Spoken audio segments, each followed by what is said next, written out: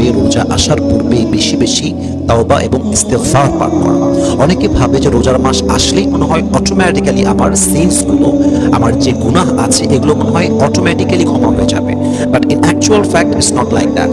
রমজান মাস আসলে সাধারণভাবে আল্লাহ তাআলা বান্দার গুনাহকে ক্ষমা করে দেন, এটা সত্য। তবে যদি আপনার জীবনে গুনাহে কবিরা থাকে, এটা তওবা ছাড়া, আল্লাহর কাছে পরিপূর্ণ তওবা করা ছাড়া it will never be forgiven, এটা কখনো ক্ষমা হবে না। কথার কথা আপনি সুদের সাথে জড়িত ছিলেন, কথার কথা আপনি জেনার সাথে জড়িত ছিলেন, কথার কথা আপনি অবৈধ ইনকামের ভিতরে আছেন, এমন কিছু সেনসিটিভ গুনাহ আছে যেগুলোকে গুনাহে কবিরা বলা হয়।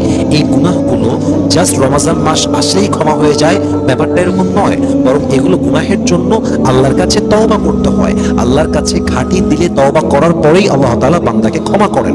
আর যেহেতু রমজান মাস সামনে আসছে, এই জন্য আমরা সকলেই সবসময় পাঠ করবো আস্তাগফিরুল্লাহ আস্তাগফিরুল্লাহ আল্লাহুম্মা গফিরলি। এই ইস্তেগফার আমরা বেশি বেশি পাঠ করব। হতে পারে আমাদের ইস্তেগফারের মাধ্যমে, তওবার মাধ্যমে, রোজার মাধ্যমে রমজান মাসের ওয়াসিলা করে আমাদের গুনাহকে ক্ষমা করতে পারে একজন। বলেন সবাই তিনি কে?